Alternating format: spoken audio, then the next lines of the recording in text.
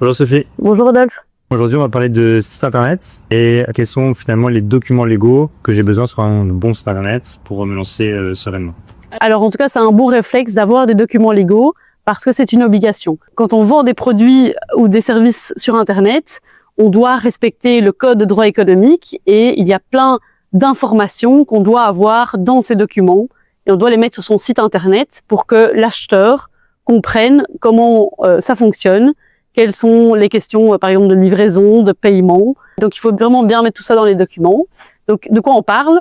Premièrement, les conditions générales. C'est ça, en fait, qui va cadrer, qui va expliquer au client comment fonctionne notre entreprise, comment est-ce qu'on va livrer le produit. C'est obligatoire parce qu'on doit informer le client, l'acheteur, de tout ça.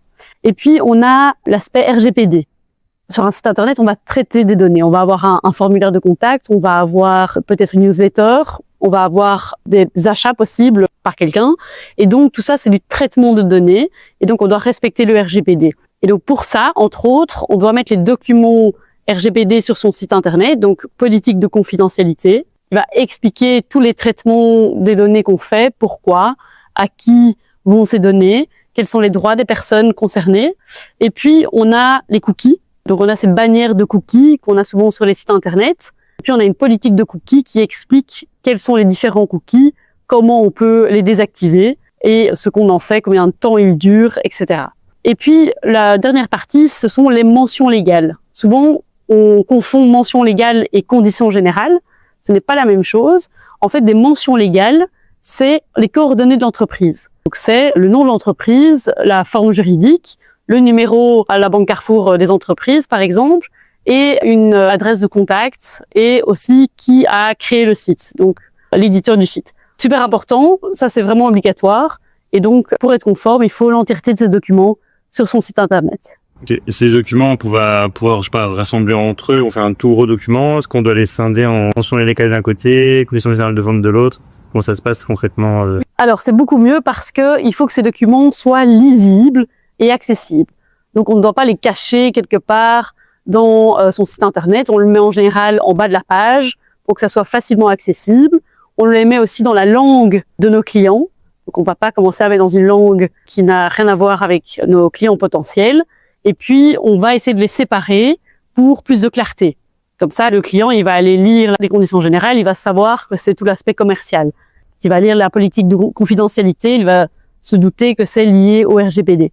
Donc, c'est très important de séparer tout ça pour plus de clarté. D'accord. Si j'entends bien par rapport à ce que tu dis, si j'ai un site ou une plateforme multilangue, il faut impérativement que les documents soient traduits dans les 3 langues, oui. Ou je peux le faire que dans la langue principale? Alors oui, il faut que ça soit alors dans les 3 langues parce que il faut que ça soit accessible.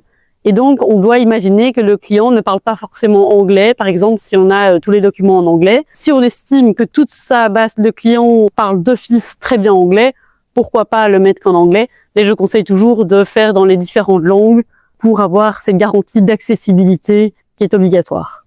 D'accord. Et du coup, si je veux lancer mon site web, est-ce que je peux aller cliquer les conditions générales de quelqu'un d'autre? Comment ça se passe concrètement pour moi? Alors non, c'est pas une bonne idée.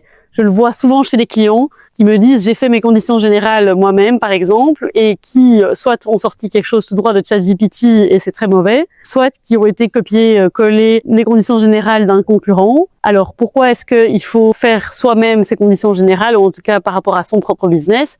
Mais justement, chaque business est quand même différent et donc il faut que ça soit adapté à son propre business, à ses propres activités. Et puis aussi parce que souvent je vois que des gens vont piquer des conditions générales avec du droit français ou un droit en fait par exemple anglais et donc ce n'est pas le même droit qui est appliqué et donc en fait c'est faux. Tout ce qui est indiqué ne correspond pas vraiment à la réalité. Ça doit être adapté au droit belge si on est une entreprise belge ou si nos clients sont en Belgique.